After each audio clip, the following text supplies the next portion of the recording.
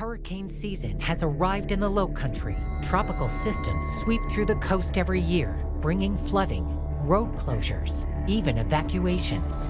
Hurricanes have been hitting the Lowcountry for centuries. Each one makes us stronger, smarter, and better prepared. Will you be ready? This is News 4's Ready for the Storm, sponsored by Mount Valley Foundation Services. Here is your certified, most accurate storm tracker team of meteorologists. Hurricane season is here, and throughout the course of a week, Debby brought record-breaking rain to parts of the Lowcountry. Some areas picked up over 15 inches of rain. We are standing along the Ashley River, which alone saw more than a foot of rain in just 5 days. As the storm set over South Carolina, rivers felt the most impacts. Rivers reaching critical levels, leading to flooding, road closures, and even evacuations. It was just terrifying. The sound of it, the roar of it. Lowcountry residents are no strangers to tropical systems. During Tropical Storm Debby, residents used past storms to figure out how much their homes could handle. I remember Hugo when I was a little kid, and we had a lot of trees down like this in Sumter, a lot of big pines. Hugo was the last big storm that most people here in the Lowcountry remember. The Category 4 hurricane hit in the middle of the night, making landfall on Sullivan's Island on September 22nd, 1989. I think when daybreak is when everybody was sheathing and treated them there. There were no cell phones, Facebook, or Twitter. It was a night of terror for those who chose not to evacuate. The storm swept away houses, ripped out the Ben Sawyer Bridge, and cut Pawleys Island in two. Past powerful storms are often used as a benchmark or a worst-case scenario for what can happen in Charleston. You know, we didn't have the storm surge we've had in other hurricanes where we ended up with 5 or 6 feet of sand on the front beach. When the water comes, it's moving pretty fast through here. Matthew, it was about 5.5, 6 foot deep right where we're standing. The Lowcountry has been dealing with tropical systems for centuries, but back in the 1800s, things were a lot different.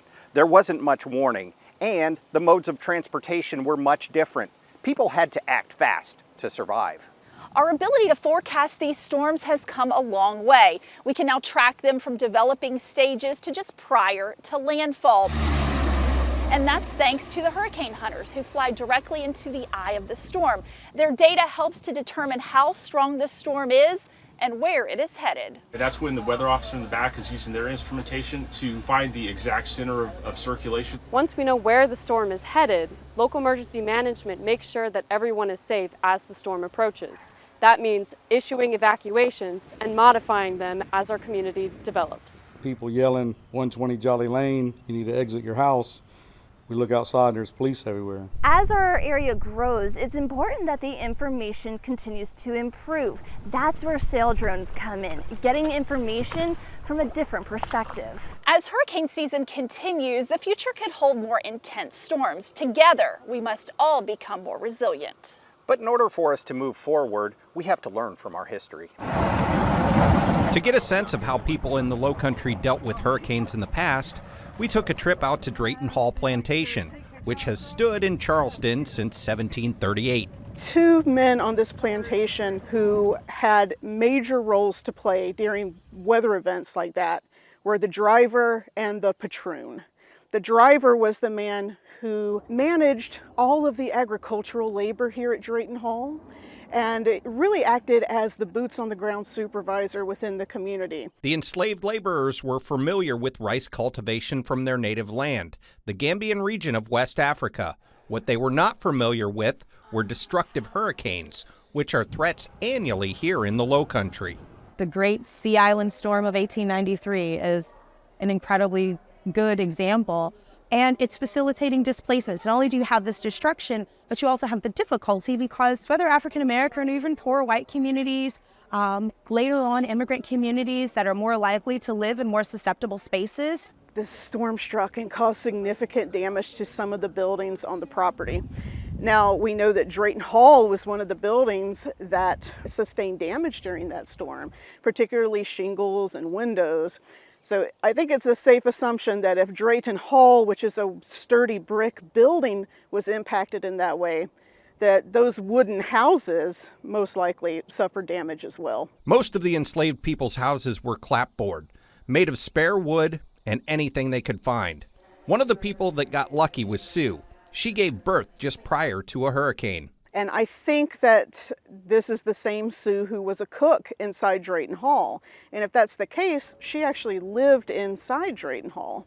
So she was in a safe building.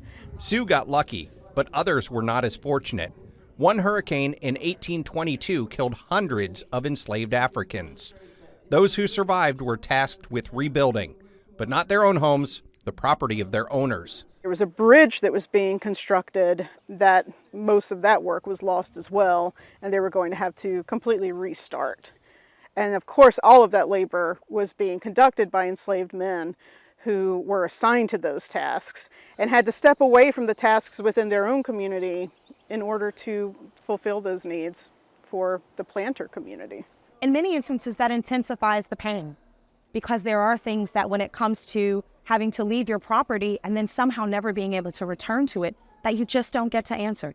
Loss in the African American community isn't only from hurricanes hundreds of years ago. One of the first sets of stories that were relayed to me by local Charlestonians, and particularly African American Charlestonians, was the loss, the sense of loss that was facilitated and then accelerated by Hugo.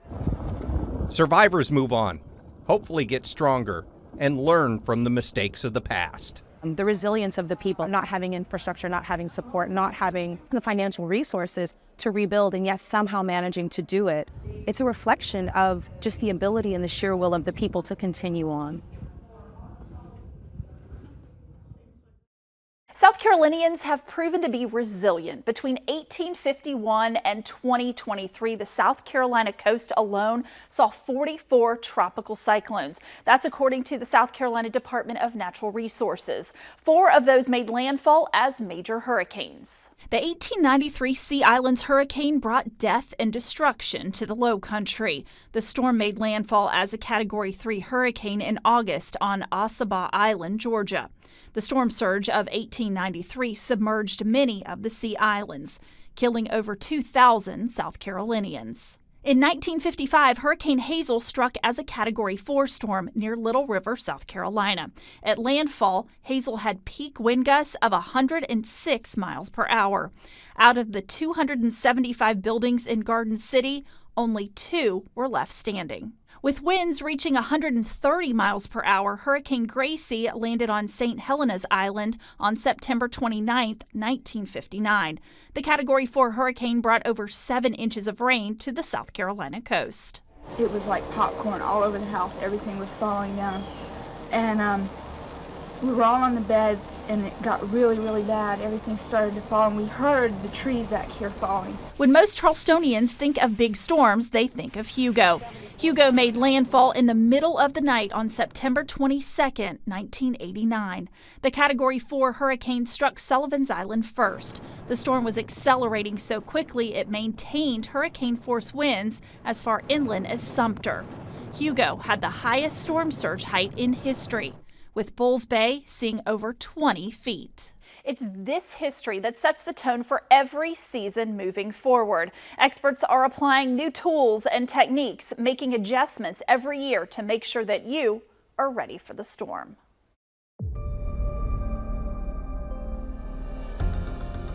Welcome back to Ready for the Storm. In the past, we weren't able to track hurricanes as accurately as we can now. The lack of technology left holes in the forecast, and people were unable to get a heads up about incoming storms. Now, we're not only able to track storms, but are able to get an up-close view of them. While most people are trying to steer clear of the storm,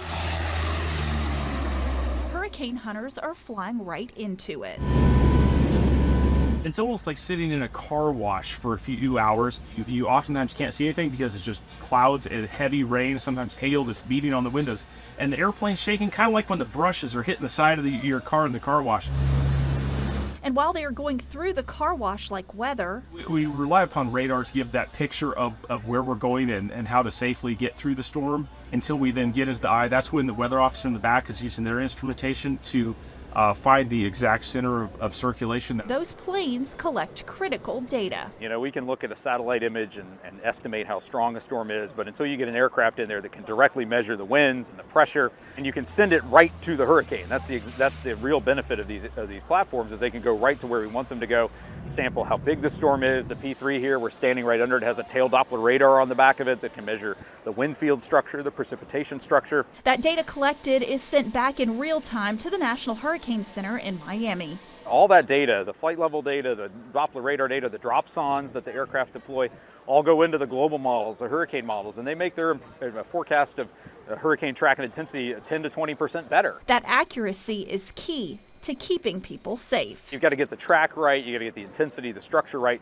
to get those hazards right, and to warn people, what they need to be ready for. Their next challenge is to get that information into the right hands. If we make a perfect forecast but people don't act on it, then we're not finishing the job. We want to make the forecast as accurate as we can, but we're in an era where the communication aspect is more important than ever.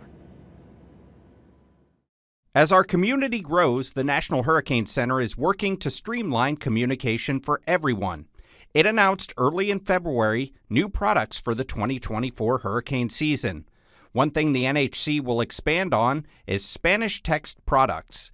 This includes public advisories, tropical cyclone discussions, and updates, and key messages in both the Pacific and Atlantic basins. Our entire product suite is going to be automatically translated into Spanish, which is a big deal across our entire area of responsibility. We have a lot of Spanish speakers in the United States, internationally. Again, trying to communicate to people in the easiest way they can understand it. To see how this has been implemented already, scan the QR code on your screen. Every year at the start of hurricane season, first responders, highway patrol, and other local and state agencies hold a lane reversal exercise. This is a way to make sure everyone is ready in case the governor orders an evacuation. In the event that there's a huge hurricane that comes here, we have to make sure that we get everyone out quickly and safe.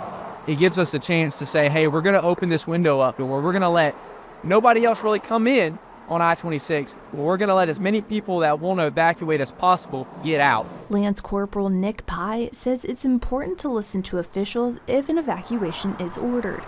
He says now is the time for everyone to prepare and to know your evacuation zone. In the event of emergency and you need to evacuate, it's important to know your evacuation zone, but it's also very important to know the changes to your evacuation zone.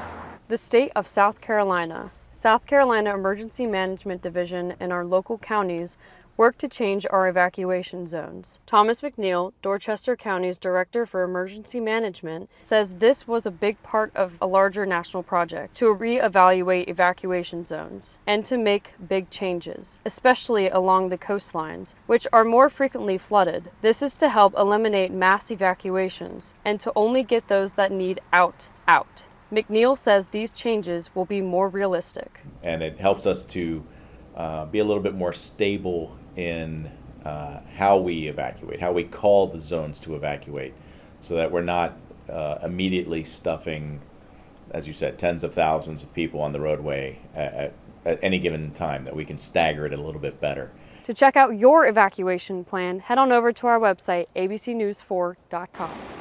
The governor has issued an evacuation order. Evacuation zones are predominantly based on an area's risk of storm surge. When water is being pushed on shore by the force of the wind, it's often the most dangerous part of the hurricane. It's why the National Hurricane Center continues to improve this part of the forecast. Right now we're really focusing on how well we can resolve or understand the structure of a hurricane, how well that model can understand what it's seeing in terms of how much wind is being forced on the ocean relative to the coastline. It's not just how strong the wind is, it's how big the storm is, it's how fast the storm moves, and actually exactly where the storm makes landfall has everything to do with how high the water can be and how far inland it can extend. And all the data collected by hurricane hunters helps make the entire forecast more accurate, including the storm surge risk. But while it's often the most dangerous, it's not the only threat. The winds, the flooding, and the threat of tornadoes also come with a landfalling tropical system. Before a storm hits, you need to be prepared. Having a hurricane kit prepped and ready to go is important in case you need to leave home or you lose access to basic things like electricity and clean water. South Carolina Department of Emergency Management provides a checklist of items you may want to include in your kit. Some items are easy to remember, like water, non-perishable food, and a first aid kit. It's recommended to have a 3-day supply. That's a gallon of water per person per day. Choose foods that don't have to be refrigerated, and if you do get canned goods, don't forget a can opener. A flashlight, batteries, and a portable phone charger are also easy things to remember. But what will you need if there's no electricity or your cell phone loses service? Having some cash on hand can help you in a pinch, and you could use maps traveling to the areas if your phone GPS does not work. Other items to consider are prescription medications, and don't forget your pet's food and extra water for them as well. Talk to your family about your emergency plan and your unique needs, and get that kit prepared now so that you're ready for the storm.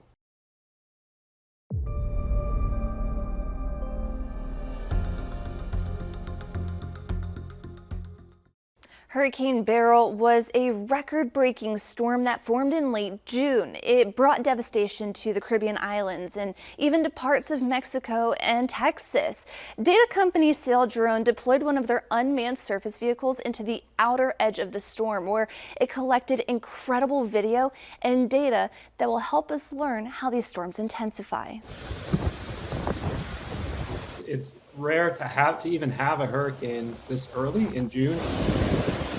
Hurricane Beryl rapidly intensified in the eastern Caribbean and reached Category 5 status in early July. That's 2 weeks earlier than any other Cat 5 hurricane recorded ever in the Atlantic. So just a lot of records and a lot of extraordinary intensification.